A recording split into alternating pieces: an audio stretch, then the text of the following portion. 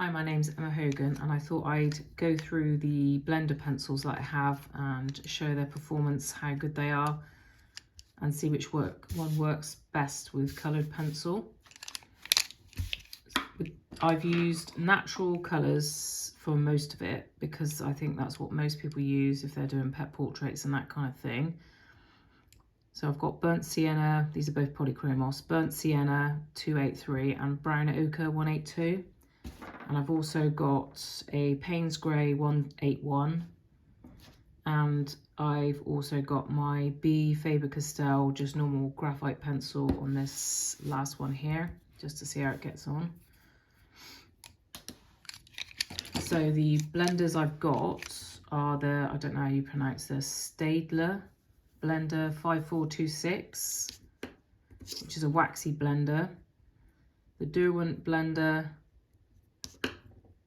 the full blender by Caran D'Ache, and I've also got the other one. I think these are both the same. I think this is just in lead form. This is the full blender, and this has just got it's got wood covering it, because these do actually break quite easily if you drop them on the floor, so you do have to go careful with those ones. Rembrandt Splender blender by Lyra, and the Prismacolor Premier Colourless blender. On this first box here, I have blended it in the way that I would normally blend coloured pencils. So if you're unsure, I'll just show you quickly. So start by your first colour.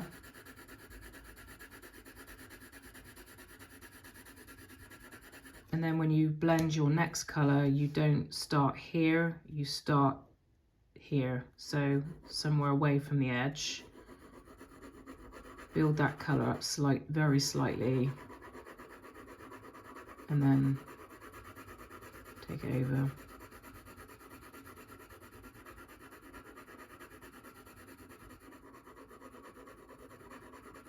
That gives you more of an even blend. So that's what this one is here. So if I just quickly go through and I use the Lyra first quickly. I'll just do a bit at a time. I don't know if I can take this closer. No, I don't think so. Okay. Should be able, oh, that's further away. Sorry about this. Technical difficulties. There. Oh, that's better. Okay. Right. So they're supposed to smooth this out as well with a blender pencil.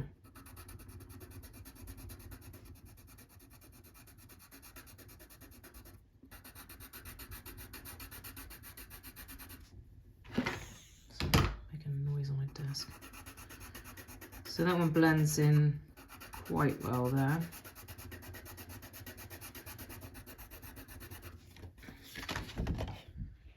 See that? That's blended in okay. I don't know what it'd do with the pencil. Oops, sorry.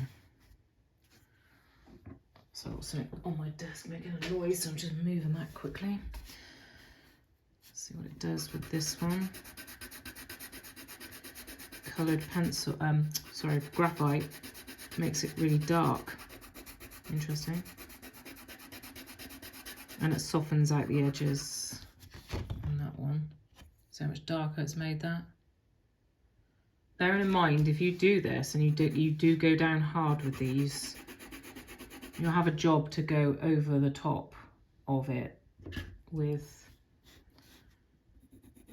oh, that went over okay actually with the, but it is skates, but it does go over it, which is quite good. I'm not sure how it is with the, so this, I'll just go over the Payne's Grey a second and then see how well you can go over it. So that seems to blend it in really nice actually, the grey. It does have a kind of milky appearance, but it's not too bad. And it does go over it. You'd have to really push, and it is quite, it's not even, so I wouldn't want to ever go over something like this.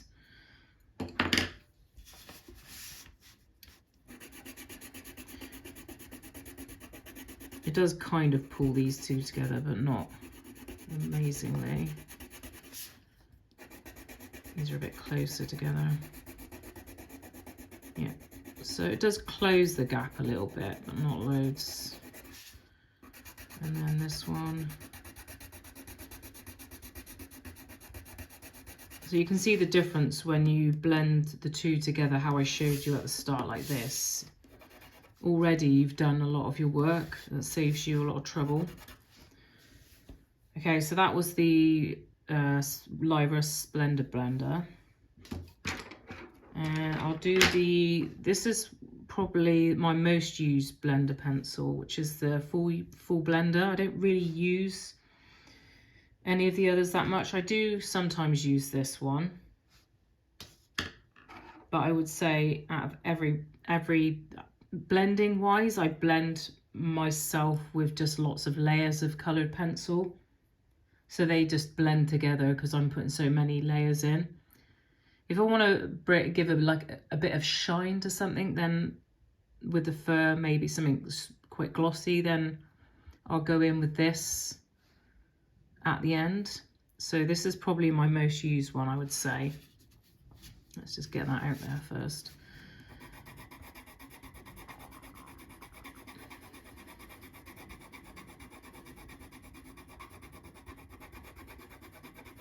So I think that looks nicer than that one. This one's a bit more milkier. This holds the colour better, I think.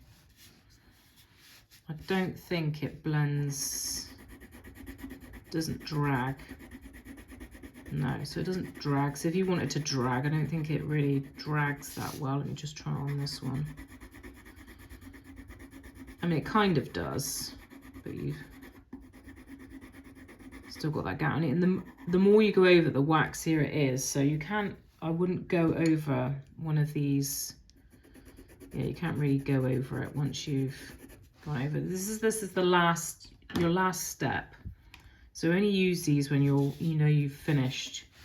Might just go over this bit here. There's a bit of a problem with my paper here. I should say the paper I'm using is a Faber-Castell Artistico. It's the thinner stuff, the £140. Yeah, so it does blend that in. Nice. And darkens it up, so it's quite good. And then with the graphite, darkens it up, smooths out the edges. I suppose it depends on what you're drawing, really. If you want something that's got a nice shine on it, these are waterproof as well, so if you put it over something, the water should glide straight off, technically. I mean, I wouldn't want to risk that on a piece of artwork, but it's what it says on their website. So this is making it quite bright. You see how bright that's gone. So it has changed the colours quite dramatically. So you need to bear that in mind as well. Okay, so yeah, this is the one I like the most, the Caran D'Ache Full Blender pencil. And I think, again, it comes in a pack of 2 like this. You get this one and this one in it. I had to get another one because I dropped this on the floor and it broke in half. I mean, I could still use it, but it was just a little bit annoying. So, but I think this is basically the same thing inside.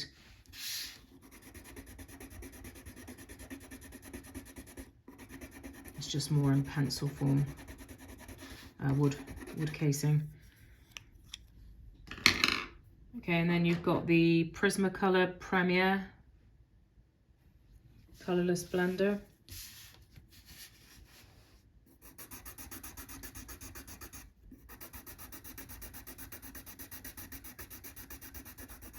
Seems to blend that quite well.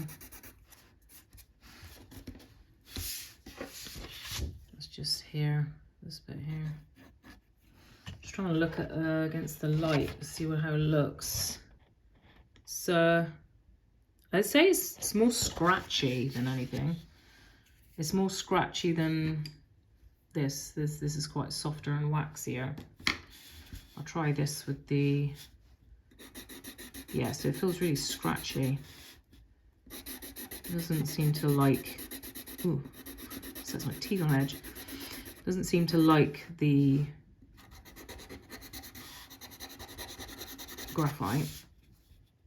Let's try it on this one. Let's see if it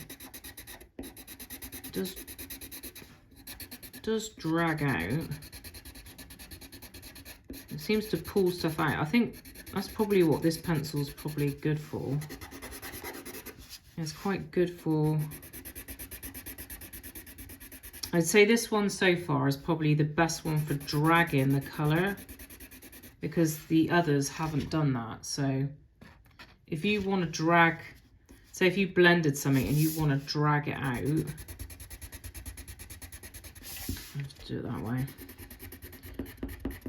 So you want to create, so if you have like a little bubble or something, you want to pull out the colour, I'd say this is probably good for that purpose, just dragging out colour, and obviously keep making sure you scrape it off. But that is quite good for dragging, I would say, that one. Yeah, definitely. The others don't really do that as much. This one seems to really, so this could be for dragging some colour out that you're being lazy, I suppose, I don't know. Yeah, that's quite good for that. And then this one I've never used before, so this will be new to me as well. Wax blender pencil, supposed to be for colour pencils. Let's try it on this bit here.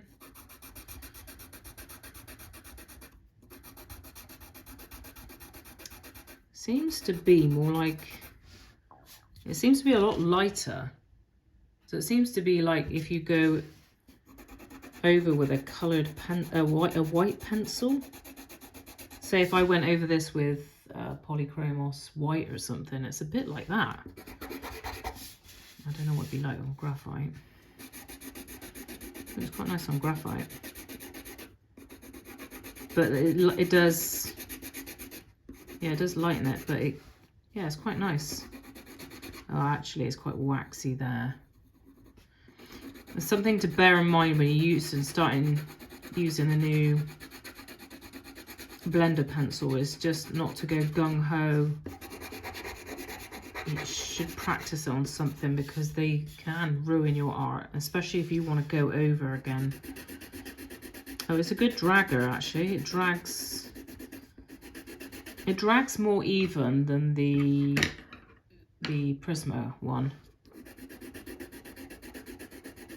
but it's a lot milkier, so it's quite a milky pencil, and it's quite uneven the way it's dragged it as well.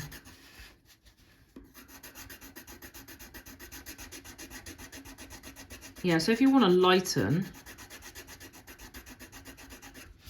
it up, let me just grab a white pencil a second, because I think it's working quite similar to the white pencil. Let me have a look a sec. The white polychromos, let me just see. Oh no, because white is really white. Okay, so yeah, it lightens it quite nicely. I think this one's quite nice, actually. I would rather use this than this, because this seems really scratchy. This seems a lot smoother in its lay down. And the last one I've got is the Derwent blender. Tiny little gap here, sorry. You can see that. It's quite bright. It's very scratchy again. And it seems uneven, actually. I can't see if you can tell because I didn't leave a good enough, but it seems to have clumped here. So it's quite uneven. I'll try it on this one here. So I've got all this bit. Yeah. It's a bit, gives off a lot of bits, as you can see.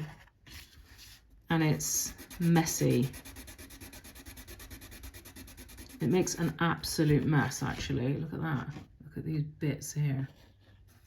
You see how it's made a right old mess. Yeah, you wouldn't want to use this, would you? On your...